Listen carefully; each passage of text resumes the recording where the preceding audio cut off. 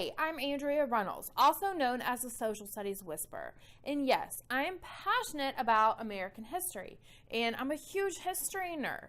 I also was a teacher for 16 years. I left the public school classroom because I want to help support English language learners from the outside. And by helping teachers, I can help support those kids. I also left the classroom to be a champion for kids with ADHD. So a lot of the activities that I include in my social studies topics are things that are modified to meet the needs of my two special populations, because I feel that English language learners are one of the most, I just don't even have the words. They have so much potential. There's so much possibility if a teacher just takes the time to believe in a child and just show them that they have so much to offer, and that being an English language learner is not special education. If you are an English language learner, that means you probably know more than one language, and that means you are smarter than the rest of the kids. And so I will include a pep talk just for kids at the end of this, because some of the best work I did in the classroom was building up my kiddos who were not the typical norm, like my gifted learners, my English language learners, and my kids with ADHD. The whole entire reason why I took the gifted endorsement was to better meet the needs of my kids who were English language learners, because I felt that they were not being identified the way that they should. And so this course is going to give you the opportunity to modify your curriculum in a way that is easy and that will be best practices for all kids. And so I'm using the lens of social studies to help you, because what it is like a scrapbook of sorts, in like a digital guide to setting up your English language learners for success the way that I did in the classroom my last year. And so included are a lot of social studies ideas, because I was departmentalized and taught science and social studies. And as a social studies whisperer, super passionate about social studies. Okay, I believe in connecting the past to the present, and I believe in making content relevant. And to do that, you also need to include people of diversity. And so that's super, super, super important. Okay, so I hope that this gives you a lot of practical tips and a lot of inspiration so that you can set yourself up for success, for modifying your content for English language learners, and then therefore the kiddos are set up for success. Because if you take that time to build that relationship with those kiddos, then you will be amazed at the progress they will make. I had kids coming in not speaking English, and at the end of the year, I was mind blown. They were reading on like second or third grade reading level. I mean, mind blowing. It just takes one teacher to make a difference. And the fact that you're watching this right now means that you care. Okay? Thank you so much. A little background first. I want you to think about your comfort level with where you are with modifying curriculum. Maybe you have no experience at all, and that's okay. Maybe you do have some training, but you've just been too busy. That's probably more likely the case. So what this is going to do, like I said, there's a reason it's called a quick start guide, because it's going to help you with some easy strategies. I'm not asking you to fill out paperwork upon paperwork upon paperwork and do these really complicated things. Okay, first of all, I will be using the words English language learners and ESOL interchangeably, or ELLs, because those are the terms that are familiar to me. I realize in other states, your students who are English language learners are referred to by other program types. But I'm from Georgia, and those are the terms that I'm familiar with. Also, I will say newcomers, and by newcomers, I mean students who might be a level 1. Okay, let's think about levels. First of all, in the book, I refer to WIDA levels, WIDA. And I have a link to WIDA.us to help you get a little background upon the different WIDA levels, because the way the levels go from like beginning student to like exiting the ESOL program. And so it's kind of important to be familiar with that before you get further upon your study. And it's in each subject level varies as well. So that website has a tremendous blog, and so that's a great place to start. And I've also included tons of helpful links at the end of this, okay? And so thank you so much for watching, and think about where you are now, what level you're at, and then hopefully by the end you'll be ready to level up. Okay, let's get started. The win-win. Getting kids to talk is awesome, and also using hand gestures. And I tend to do that a lot when I'm talking anyways, and those hand gestures make for great memory cues. I would use them all of the time. And they are part of whole brain teaching and called Mirror, and I kind of modified that and made it my own. But if you refer back to whole brain teaching, you can see like the official way they do it, but I didn't always do it that way. I just would do a motion and then I would have kids repeat it, or I would just do it during instruction. I would do hand motions, and then it's true, like legit hands-on instruction, right? When you're actually using your hands, and then that made the kids be more engaged, and also like they would start to do the motions too, and then those will be great memory cues. Okay, so are you ready for some examples? Okay, here's an example that I did for the different groups of vertebrates in science, and the kids remembered this, and we did this at the beginning of class every day. We said there are 5 groups of vertebrates, and we talked about how vertebrate meant a backbone, and how there were birds, and we did mammals, we did hair, and then we did like reptiles and just stuff like that. And it was like a little chant almost, and believe it or not, 5th graders really liked it. And if you look at the pictures, then you will see like how happy my students are. And I don't often include pictures of my students with stuff, but I think for these purposes, it's very important for you to see like how engaged my students are, and have several level 1 students able to do this. And even if the students don't understand what's going on, they can copy the hand motions from the other kids. Okay, the best example I have of this is for the Bill of Rights.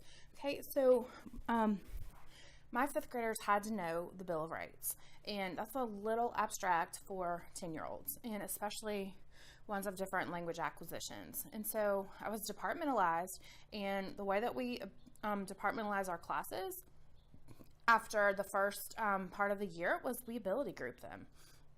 And that made it really easy for me to modify my curriculum for English language learners, because one of my classes was almost solely English language learners, and of like level 1, level 2, level 3, things like that. And so the way I did the mirroring for the Bill of Rights was to have one class just repeat after me, and we did them all together. We came up with hand motions for all 10 amendments together. And we had used, like, this was not at the beginning of teaching the Bill of Rights. This was after we'd already watched vocabulary clips, we'd already watched brain pop clips, we'd already taken notes about it, we've already done the picture dictionary, we've already done, like, reading passages. So it was not at the beginning of a lesson.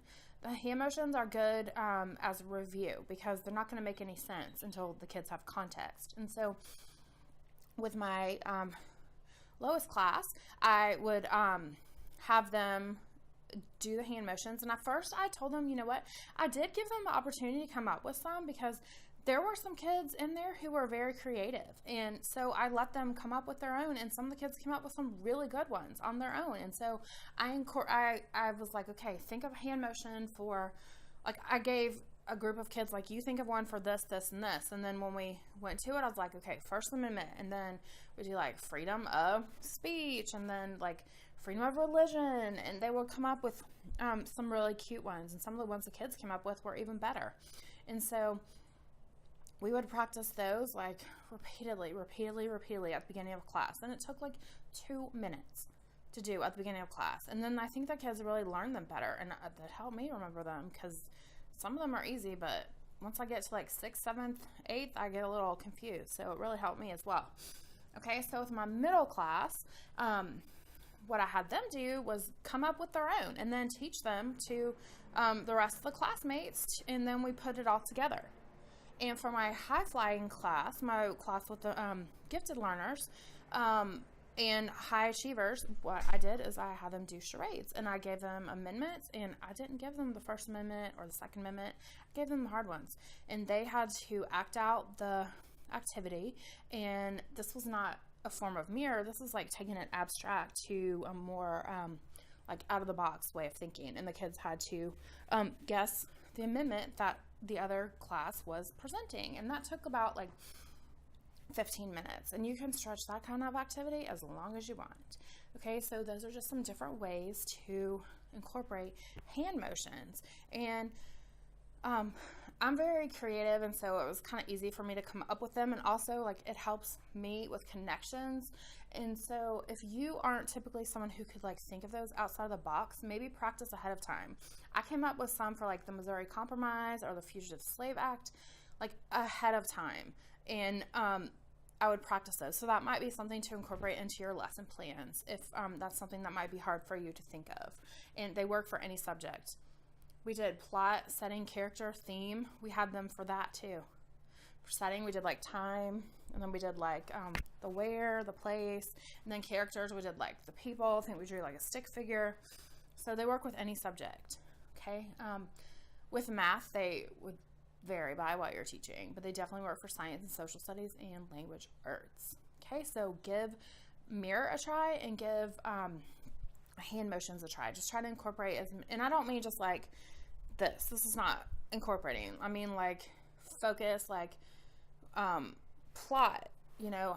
I don't remember why we did that for conflict, like conflict, you know, stuff like that is meaningful hand gestures, because they're memory cues and they'll sink in. And so I would often see the kids like talking about the words, and they would use those. And so that's a great memory trick.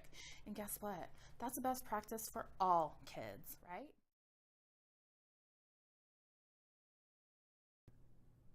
Okay, this is broken down into different sections based on like my top 10 hacks.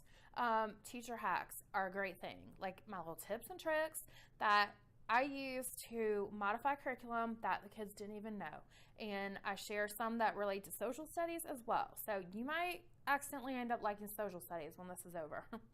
So some of the topics I'm going to cover are setting up your classroom space and organizing your classroom library, primarily like for social studies or just to have more engagement from your English language learners. Also, I'm going to cover with setting up your classroom more like how I use a timeline on the wall as a preview, because it's important to preview things. I'm also going to cover posting language objectives in addition to whatever required curriculum standards that you are supposed to have. I'm also going to cover like some ways that I used whole brain teaching and did like hands-on vocabulary, and ways that I did used teach and had the kids had student-directed learning, and also gave the students opportunities to build speaking and listening skills, because all teachers are ESOL teachers. If your students are pulled out for services, then that's generally not too much of the day. And so it's very important to include those kids all through the day. That way you can increase their language acquisition even more, okay? Some other things that are going to be covered are going to be like anytime activities that English language learners can do, and like how to make a newcomer kit. Because I don't know how many times I was sitting there, like maybe it was during my planning time, or walking out the door, or in the middle of a reader's theater presentation. Yes. Or right before standardized testing. True story, it happened. And I got, Mrs. Reynolds, please send someone to get your new student. Like out of nowhere. That's how it was done at my school. Like you didn't know. You didn't get a heads up you were getting a new student. You were very lucky if you found out the day before. And so it's a good idea to have some stuff on hand in case you get a new student who does not speak English, because chances are the child might not even speak a language that you speak. I was lucky to know Spanish, but there were times when I got some students that spoke languages that I don't know. And so it's important to have a way to communicate, and some ways to have the basic needs met, and kids to ask for help if they need it from a newcomer kit. Okay, I'm also going to cover integrating the arts, because I think that's really, really important. And I'm also going to cover my picture dictionaries that I created to be a more supportive type of study guide for English language learners. Okay, so I hope that this was helpful, and I hope that you learn a lot. And let's get started with setting up our classroom space with English language learners in mind.